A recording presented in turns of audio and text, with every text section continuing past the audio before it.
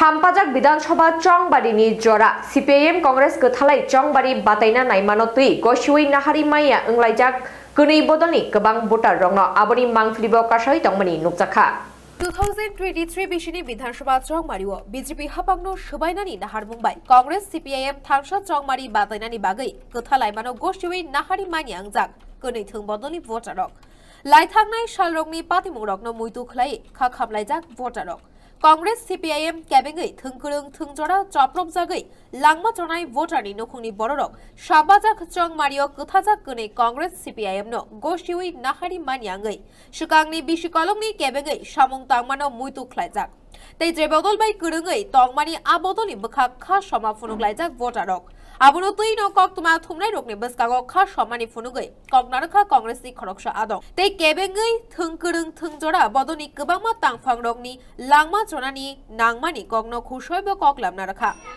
আমরা রাজনৈতিক জীবনে আমরা কমিউনিস্ট পার্টির আমরা বিরোধিতা করে আমাদের রাজনৈতিক জীবন আমরা শুরু করেছি ছাত্রবেলা থেকে।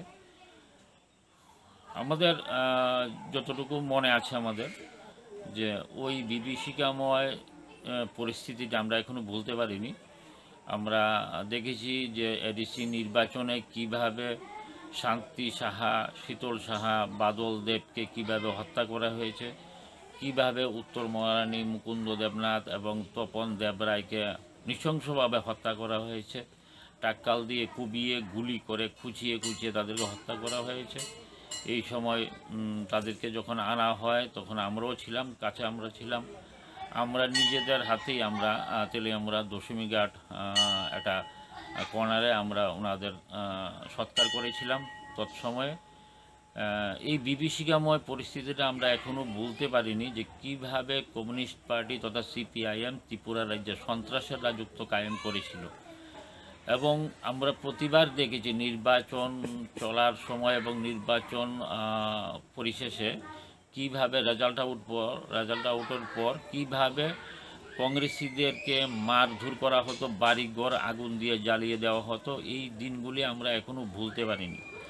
বর্তমান সময়ে যে কংগ্রেস এবং সিপিএমের মধ্যে যে মিতালির কথা বলছেন আপনারা বা পত্রপত্রিকা যেগুলো দেখছি আমরা লেখাগুলি, তো এই অনৈতিক জোটকে আমরা মেনে নিতে পারবো না। এবং আমরা মেনে নিতে পারছি না, সাধারণ মানুষ তো মেনে নেবেই না। কারণ যাদের বাড়িঘর জ্বালিয়ে দেওয়া হয়েছে, যাদের পরিবারের লোকজনদের হত্যা করা হয়েছে, আপনাদের মনে আছে কি না জানি না, আমাদের পাতলাবাড়িতে তেলিয়ামুড়া বিধানসভার অন্তর্গত পাতলাবাড়িতে উনি চেয়ারম্যান ছিলেন এবং তেলিয়ামুড়া ব্লক কংগ্রেসের নেতৃত্ব ছিলেন আশুতোষ দত্ত। ওনাকে নৃশংসভাবে হত্যা করা হয়েছে।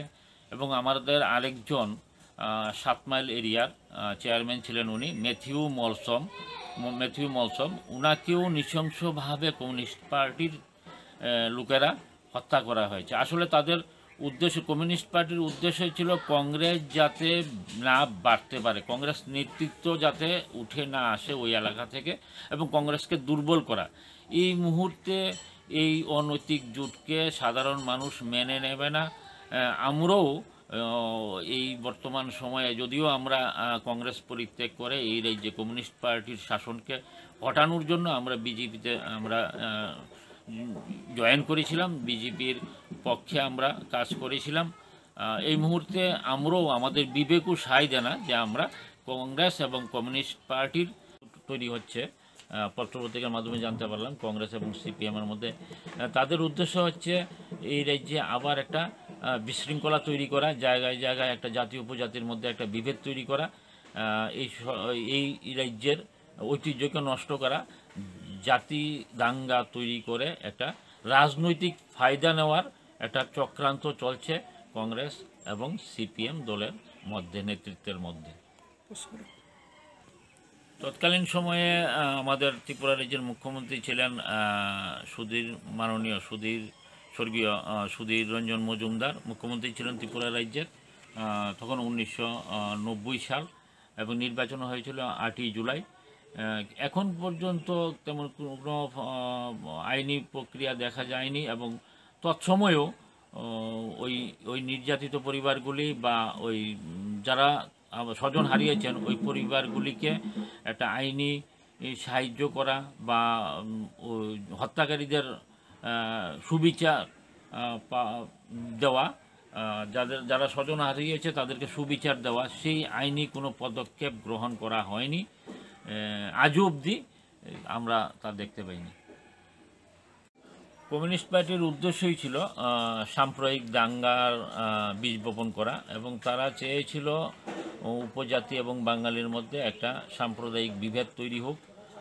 সেই উদ্দেশ্য নিয়ে তারা এডিসি নির্বাচনের সময় যখন আমাদের কংগ্রেস কর্মী শান্তি সাহা, বরিষ্ঠ কংগ্রেস কর্মী তৎকালীন সময়ে 1990 সনে শান্তি সাহা তেলিয়ামুড়া ব্লক কংগ্রেসের একজন বরিষ্ঠ নেতৃত্ব ছিলেন, আমাদের প্রবীণ নেতৃত্ব ছিলেন, আমাদের অভিভাবক ছিলেন শান্তি সাহা, শীতল সাহা, বাদল দেব। তাদেরকে হত্যা করা হয়েছে মূলত জাতি উপজাতির সম্প্রীতিকে বিনষ্ট করা এবং একটা দাঙ্গার উস্কানি দেওয়া, যাতে কারণ গত 80 সালে একটা দাঙ্গা হয়েছিল, তারই পুনরাবৃত্তি করা, জাতি এবং উপজাতির মধ্যে একটা দাঙ্গা বাঁধানোর একটা চক্রান্ত তৎসময়ে কমিউনিস্ট দল দ্বারা একটা চক্রান্তের একটা ছক কষেছিলেন ওনারা। তেলিয়ামুড়া নিয়ে শিবজ্যোতিনী কক্ষম, ব্যুরো রিপোর্ট, খুবই।